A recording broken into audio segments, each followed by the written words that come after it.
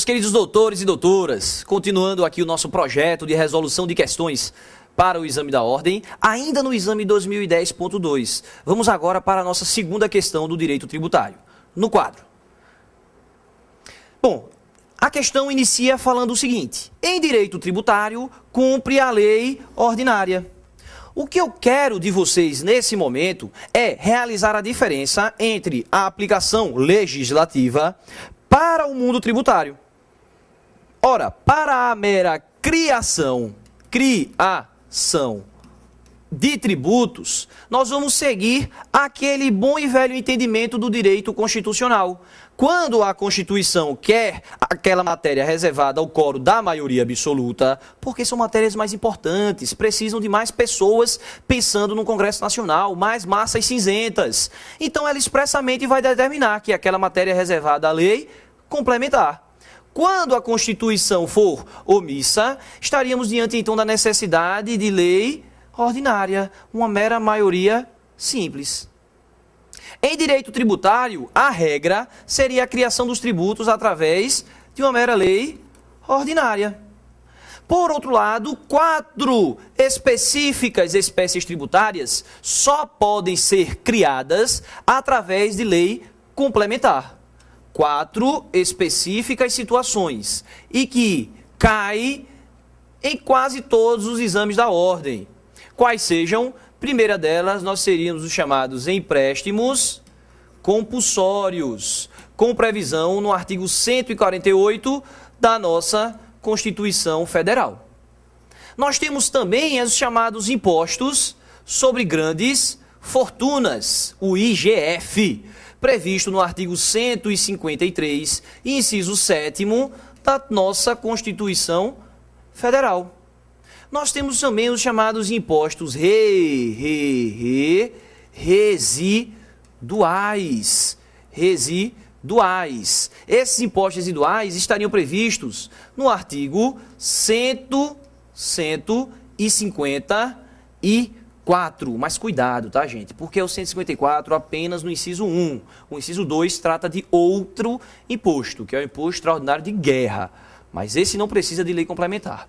E, por fim, nós temos também as chamadas contribuições residuais também. Residuais. A previsão dela, 195, parágrafo 4º da nossa Constituição Federal também. Então, essas 4 espécies tributárias só podem ser criadas através de lei complementar, enquanto todas as outras espécies podem ser criadas por uma mera lei ordinária. O que geralmente as provas de primeira fase da OAB querem saber de vocês é o seguinte: é que, preenchidos os critérios de relevância e urgência, o presidente da República pode editar medida provisória com força de lei. Mas essa medida provisória vai ter força de lei ordinária. Então, a medida provisória seria, sim, também um instrumento hábil para criar tributos, desde que esses tributos estejam afetos à mera edição de uma lei ordinária. Por outro lado, esses 4 específicos tributos não podem ser criados por medida provisória. Por quê? Porque o artigo que disciplina a medida provisória, o artigo 62 da nossa Constituição Federal, expressamente vai determinar, no parágrafo 1º, inciso 3º, que não cabe medida provisória em matéria reservada à lei complementar. Em outras palavras, só cabe MP em lei ordinária. Então é possível sim criar tributo, desde que esse tributo venha a ser criado por lei ordinária. Já nesses 4 específicas espécies, não pode ser criado por medida provisória. Única e exclusivamente serão criados por lei complementar. Isso no tocante à criação de espécies tributárias.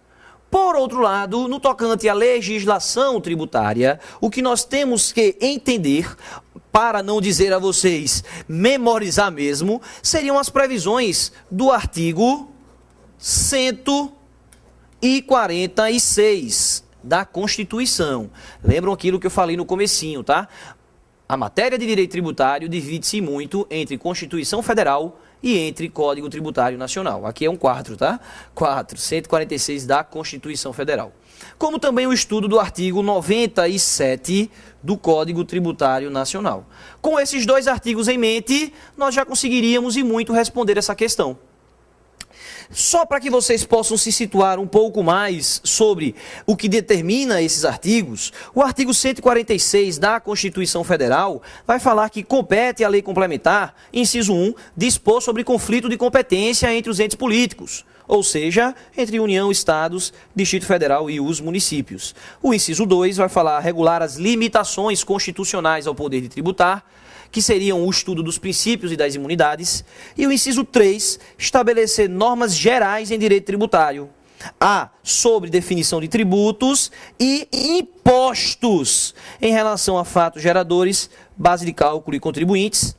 B, obrigação, lançamento, crédito, prescrição e decadência. C, adequado tratamento tributário ao ato cooperativo praticado pela sociedade cooperativa, e D, tratamento diferenciado e favorecido às microempresas e às empresas de pequeno porte. Então, guardadas essas ideias, junto com o artigo 97 do Código Tributário Nacional, nós conseguiríamos responder sem maiores dificuldades essa questão. Então, vamos lá. A alternativa letra A vai dizer assim, então, compete à lei ordinária a estabelecer a cominação de penalidade, combinação ou dispensa, desculpem, de penalidades para as ações ou omissões contrárias a seus dispositivos. Ora, em nenhum momento até agora falei sobre essa previsão, mas já lhes adianto que essa é a nossa alternativa correta, porque expressamente está trazendo a determinação do artigo 97 do CTN. Artigo 97 em seu inciso 5º, no Código Tributário Nacional. Essa previsão de cominação de dispensa ou penalidade, de cominação ou dispensa de penalidade, é matéria reservada à lei ordinária. A letra B vai dizer, estabelecer a forma e as condições como incentivos e benefícios fiscais serão concedidos em matéria de ISS. Ora, se ISS é impostos, eu acabei de dizer para vocês que as normas gerais dos impostos vão vir através de lei complementar. Portanto, essa não seria a nossa alternativa correta, porque o 146 expressamente disse que aquelas matérias seriam reservadas à lei complementar.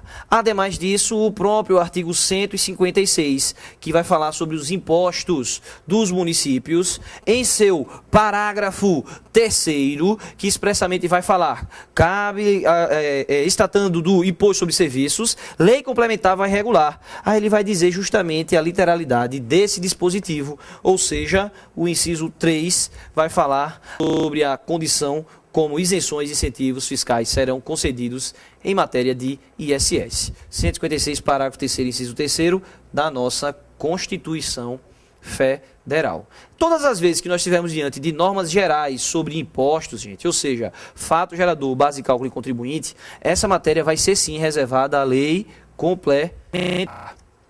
A alternativa letra C vai falar o que para a gente? Letra C vai dizer que estabelecer normas gerais em matéria tributária, especialmente sobre o adequado tratamento tributário do ato, olha a palavra-chave, cooperativo, praticado pelas sociedades cooperativas. Essa é outra determinação que nós já falávamos aqui, já li para vocês esse artigo. É o artigo 146 da Constituição, no inciso 3º, na linha C. Quando vai falar da Constituição, quando vai falar que essa matéria de ato cooperativo, em direito tributário, compete à lei complementar. A letra D, por fim, vai falar estabelecer normas gerais em matéria tributária, especialmente sobre a definição de tratamento diferenciado e favorecido para as microempresas e empresas de pequeno porte. Mais uma vez a palavrinha-chave, que vai falar para a gente, vai nos dizer que essa matéria também é reservada à lei complementar. Porque esse mesmo artigo 146, da Constituição, no inciso 3º, agora na nossa linha D, vai falar que essa matéria é reservada à lei complementar. Por isso é que, até por uma questão de exclusão, conseguiríamos responder essa nossa questão, sem uma dificuldade maior.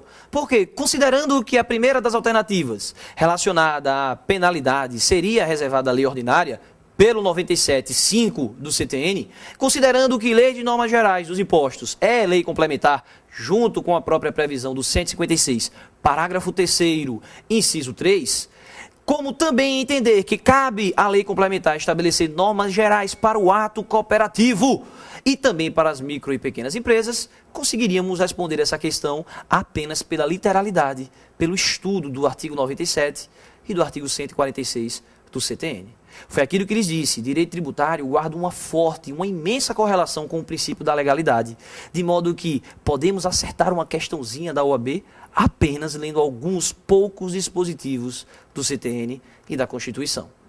Ademais, continue nos acompanhando para respondermos mais questões. Aguardo vocês.